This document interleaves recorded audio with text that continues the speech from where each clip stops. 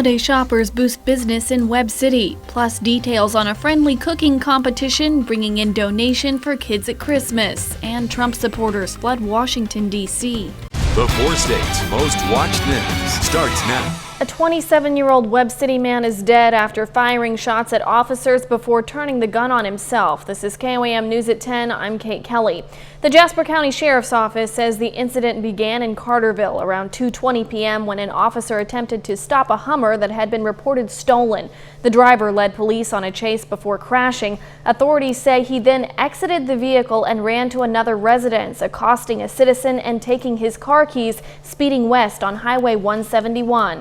The suspect ended up driving the wrong way around the roundabout at Stone's Corner, causing a number of collisions. He eventually crashed near the intersection of Prairie Flower and 171, where he fled on foot and attempted to hide under a tractor trailer on the parking lot of a business.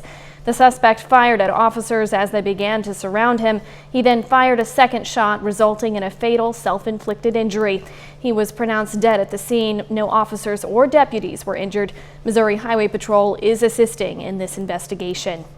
Nick Kelly joins us now with our first look at weather, and I know this night has been keeping you busy, Nick. This has been an interesting Saturday, to say the very least, Kate. In between all the rounds of thunderstorms, though, it's nice to see temperatures go from a chilly 53 this morning to 71 degrees this afternoon, a bit milder than I was expecting.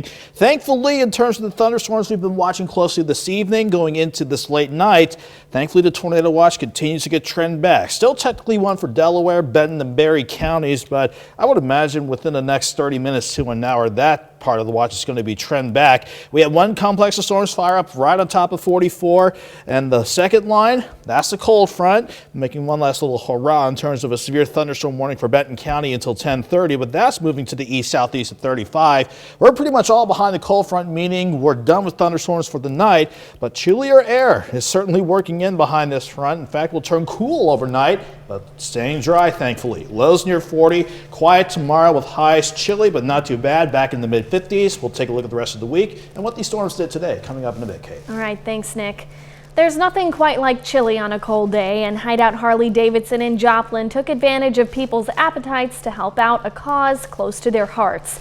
Hideout hosted a chili cook-off, inviting the community to put their cooking skills to the test for a small entry fee of $5.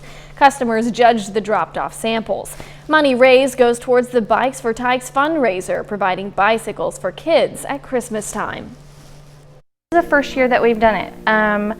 We wanted to do something a little bit different this year, as opposed to like just doing a toy run. And then we partnered with the Children's Haven in Joplin to raise see how many bikes we could get for all the kids for Christmas. About 22 bikes have been donated so far. If you'd like to help, bikes or money can be donated until December 22nd. The 12th annual Holiday Craft Fair in Pittsburgh looked a little different this year. A total of 22 vendors set up outside at the Pittsburgh Farmers Market Pavilion selling Christmas items, holiday gifts, and food. Vendors wore masks, booths were socially distanced, and sanitation stations were made available. There was even a socially distanced photo op with Santa and Mrs. Claus. The event typically has around 12 vendors, but because it was outside this year, more people were able to take part. The entry fee to the fair was one non-perishable, unexpired food donation that will then go to the Wesley House Food Pantry. Our give back to our community. I love this event because we're doing something for the community and during the holidays for the children and for the less fortunate. The Holiday Craft Fair was held a month early this year to avoid cold weather. The 4th annual Holiday Merry Market drew customers from across the area, giving a much-needed boost in business for Webb City shops. Boutiques, merchants, and other stores on Main Street helped make this a unique shopping experience that encouraged shopping small. This year's Society Marketplace offered free photos with Santa along with a hot cocoa bar, and various merchants inside the store sold discounted decor, furniture, and holiday items. It's very important. I think, I know a lot of people personally who had to close business, and I just think it helps us. It keeps us being able to keep our doors open. A spring market is usually held as well, but due to the pandemic, it was canceled. With 67 days left in office, President Trump greeted supporters today from his motorcade. They gathered to rally in the nation's capital, while the president, who has made unproven claims of voter fraud, still has not conceded the election. Meanwhile, President-elect Joe Biden is working on a transition to the Oval Office in January. CBS News correspondent Michael George has more from New York. President Trump delighted, cheering supporters with a drive-by at a so-called Million MAGA march in Washington, D.C. The message of this event is to demand transparency and to protect election integrity. As night fell, groups of pro-Trump demonstrators and counter-demonstrators remained on the streets, with the police trying to keep a tense peace. Later in the evening, the crowd thinned as protesters dispersed. President Trump continued to tweet unproven claims of widespread voter fraud, as he still refuses to admit election defeat. The government is restricting access and funding to President-elect Joe Biden's transition team. In a statement Friday, former Trump White House Chief of Staff John Kelly said, in part, "The delay in transitioning is an increasing national security and health crisis. The current administration does not have to concede, but it should do the right thing, just in case the constitutional system declares they lost." In a Rose Garden speech Friday, President Trump seemed to allude to change ahead as he discussed the coronavirus, which is spiking across the U.S. This administration will not be going to a lockdown. Hopefully whatever happens in the future, who knows which administration it will be. I guess time will tell. In a tweet, President-elect Biden called the federal response to the pandemic woefully lacking and urged President Trump to do more to battle the virus now. On Saturday, Biden took a break for a bike ride with the next First Lady, Dr. Jill Biden, near their Delaware beach house. Michael George, CBS News. Washington, D.C. police say about 10 people were arrested in today's protests, including 4 for firearms violations and 2 for assault. We take this time now to honor another four-state hero. Special Sergeant Roger Barnett joined the Army in 1991. He served in 64 convoy missions during Operation Iraqi Freedom, never losing a single soldier. He was nominated for 2 Bronze Stars. His hometown, Oswego, Kansas. We thank you, Roger Barnett, our four-state hero. That's news and weather in our first 7 minutes. Just ahead, COVID-19 cases continue to rise as cases surge across the U.S. Plus, why thousands of minks are being culled in Greece. New pleas for Americans to change their behavior as the COVID crisis accelerates across the country. For the 4th straight day Friday, a new record for daily infections. Every single state seeing a surge. Total cases now top 10 million. The death toll more than 245,000, the worst in the world. CBS's Danya Backus has the latest. The COVID crisis in this country is accelerating out of control. Every state feeling the pain. Record after record shattered as cases and hospitalization surge.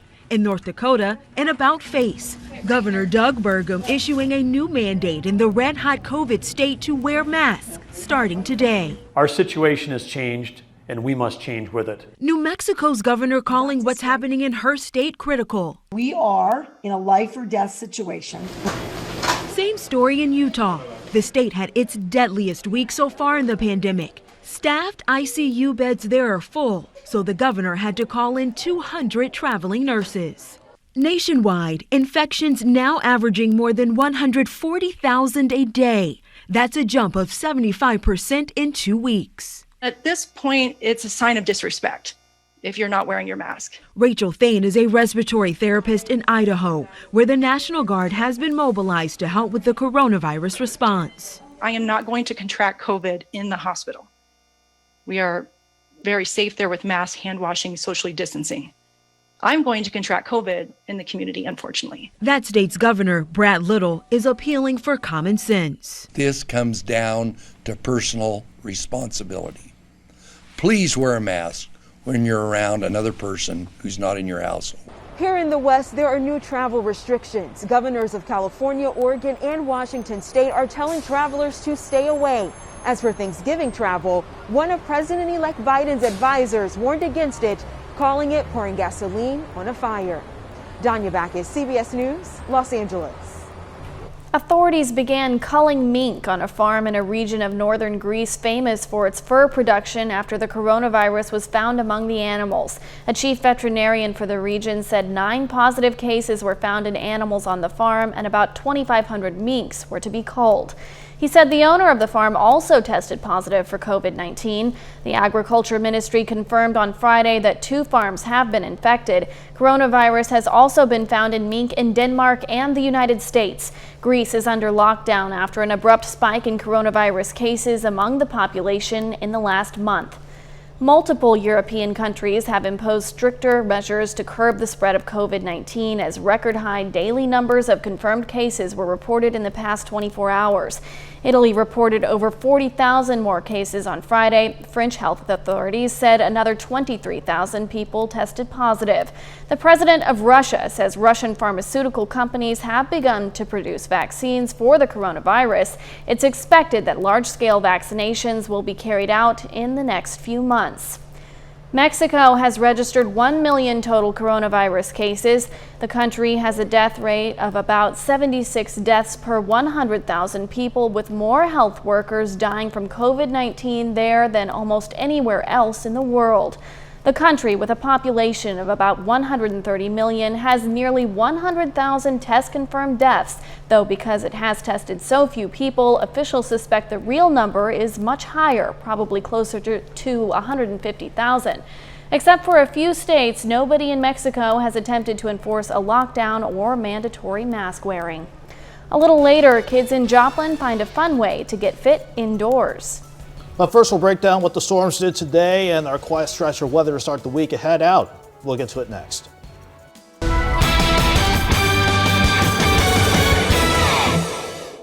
It's nice to see things calming down after we've had just a pretty interesting Saturday overall. Let's break down how the day has been. And the time lapse from Indigo Sky outside of Seneca just pretty much sums it up for you. We had the time lapse rather, taking us from sunset to sunrise. We started out with storms this morning, and once we got past sunrise, a little break in the action, some sunshine, before we saw more rain and thunderstorms develop as the evening rolled along. Fortunately, what started out as a threat for severe weather this evening, that tornado watch really getting cut back. You only have Berry, Benton, and Delaware counties still under the tornado watch, but I would imagine within the next 30 minutes to an hour, we're not going to be dealing with tornado watches anymore. Still amazing to see how the day unfolded with the Skywatch Storm Tracker here. Rain and storms this morning for sure, and thankfully a bit of a break in the action, but that allowed the 2 batches of strong to severe thunderstorms to get going. One that developed right on top of I-44, and then the second line right ahead of the cold front as they continued the march on through from the west. What these storms did, thankfully not too much in terms of damage. A couple of reports of quarter-size hail near Quapaw, Baxter, and another one around Carthage. And as far as wind goes, wind gusts near 60, and it did lead to some downed trees in central and eastern Jasper County, some power outages around the Neosho, and not to mention a couple co-ops reporting some outages earlier around the Neosho and especially Vernon counties. The one last hurrah with this cold front, it's actually pushed through, so technically there is still a severe thunderstorm warning for Benton County, Arkansas, but the front's pretty much through. We're done with this, and we'll get a chance to dry out after everybody saw, at least on average, half an inch of rain. Heavier amounts along the I-44 corridor, edging over an inch. So hopefully you got some beneficial rain, because we're going to be enjoying a dry spell now to begin next week and going through much of next week. 56 in Joplin, we are chilly for sure as the west wind continues to kick in right behind that cold front. In fact, that cold front, as advertised, working over Table Rock Lake right now. So everyone's behind the front, everyone's chilly, we're turning drier, and more importantly, we're not going to worry about any more storms for the night. We'll have to start cool though, right around 40, and then we'll just catapult, well, as best as we can, into the mid-50s for afternoon highs tomorrow. Quick look at the overall setup before we break down the future track for you. The storms that fired up on top of us now working through eastern parts of Missouri. The upper level wave to aid in the storms continuing to lift the way as well. And our cold front, it continues to march off toward the east with high pressure building in, keeping us quiet but chilly for your Sunday. So no need to worry about any more storms for the rest of the night. Near 40, with mostly clear skies for the night. And then we'll just go back into the mid-50s with a west wind at about 10 to 20. So windy day tomorrow, but thankfully not due to any storms. 40 in the morning, 52 by noon. Afternoon highs around 56. Wanted to quickly show you this before we hand things back over to Kate, which a bit chilly, but back near 60 for Monday. But then the upper ridge starts to build back in. This is going to keep us mild and dry throughout much of next week and certainly by Friday. And then this guy out west, that's going to be our next storm system. That will bring rain chances back in here by potentially late Saturday, but certainly by that Sunday next weekend. But much needed dry spell starting tomorrow. 56 degrees for your Sunday afternoon, lower 60s Monday, Tuesday, mid 60s Wednesday, and back near 70 by the start of the weekend, Kate. Wow, well, I'm ready for things to calm down. You know, a tornado in any sentence in November just doesn't make sense. Yeah, we had some rotations earlier and some tornado warnings. Thankfully, nothing touched down, and we don't have anything else to worry about for the rest of the night. Sounds good. Thanks, Nick. Don't forget, you can be the first to know about the day's weather with the KOAM Skywatch weather app. Get severe weather updates sent straight to your phone, free of charge. It's available in the Apple App Store and the Google Play Store, the KOAM Skywatch weather app. Maybe the chilly weather has you looking for a bit of a warm-up. Well, these kids have got the right idea, exercising indoors over at Everybody Fitness. It was all part of the gym's Fall into Fitness Kids Day event, and besides games, there was also face painting, arts and crafts, and more. Organizers say that keeping kids active is especially important around this time of the year. Our goal here is just to get kids active. So statistics prove that kids who are active are 50% less likely to get the flu. Staff says that all gym space and equipment is disinfected on a regular basis. Coming up in sports, Pitt State football shoots for back-to-back wins against Division I opponent Stephen F. Austin. Also hear from PSU men's basketball coach Kim Anderson following the Gorillas' exhibition win over Tabor. Andy Ciateco has that and more next.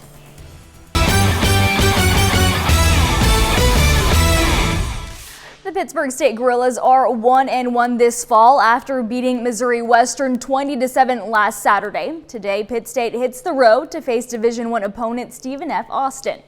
This is the first meeting between the Gorillas and Lumberjacks. Pitt State trailed by 13 at the break, but the Gorillas did not see the end zone in the second half, falling 26-7. Jalen Martin had 9 receptions for 118 yards. PSU wraps up its fall schedule next Saturday in Canyon, Texas, facing West Texas A&M. At the Division I level, Arkansas Razorbacks are 3-3, coming off an 11-point win over Tennessee last week. Tonight, the Razorbacks look to get above 500, facing 6th-ranked Florida on the road. Arkansas's first drive of the night, down 7. Felipe Franks throws it deep, connects with Mike Woods for the 47-yard score. Razorbacks tied up. It will be tied 7-7 after the first. Same score in the second quarter. Kyle Trask goes over the middle to Trayvon Grimes for the touchdown. Trask had a big night, 356 yards and 6 touchdowns. Next, Gators drive. Trask pump fakes, then fires to Justin Shorter in the end zone. Florida up 21-7 at that point. Arkansas responds on the ensuing drive. Traylon Smith, he's going to slip through and break free, 83 yards to the house. Razorbacks down 7. However, Florida adds 2 more touchdowns to lead by 21 at the break. Arkansas cannot keep up, falling tonight 63-35. The Pittsburgh State men's basketball team is making its season debut. The Gorillas opened the year at home against Tabor College in an exhibition contest this afternoon. Pitt State enters its 4th season under head coach Kim Anderson. First possession of the game, Antonio Givens down low, turns, gets the hook to fall. Givens finished with 15. A few possessions later, Gorillas in transition. They give to Bobby Arthur Williams for the tough finish. Williams had 19 points and 8 rebounds. About midway through the first half, Jack Taylor with a steal, but Quinton Hardrick with a block on the other end. Ensuing Gorilla possession, Ike Moore finds Zach Birch in the paint, puts it up and in. Gorillas up by 18. Time winding down in the first. Ryan Pippins kicks it out to Martin Votes. Drains the corner 3. Then Votes again pulls up from the wing. He had 15. Pitt State leading by 37 at the break. Second half, Warren Douglas, he's going to drill the 3-ball from the corner. Douglas dropped a game-high 22 points. Pitt State wins big over Tabor 109-49.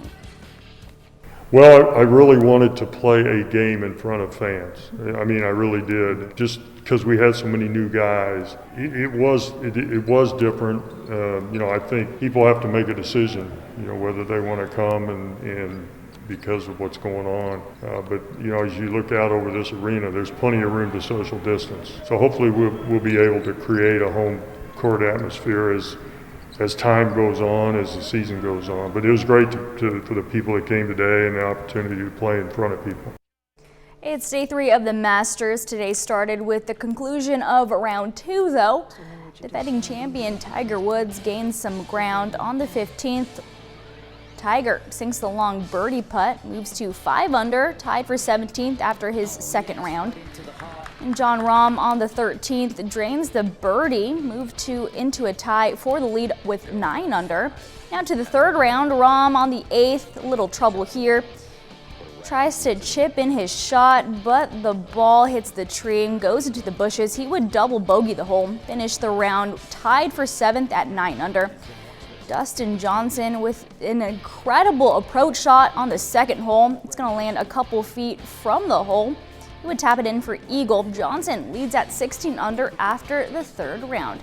That's Look at Sports. Back with more news after this. A huge Norway spruce arrived today at New York City's Rockefeller Center to serve as one of the world's most famous Christmas trees. The 75-foot tree was trucked in early this morning and later lifted into its spot by a crane. The tree will be decorated over the coming weeks, and its more than 5 miles of lights will be illuminated at a ceremony on December 2nd. That's like the biggest tree I've ever seen. I know it's big every year. They always go big out at Rockefeller. Yeah, absolutely.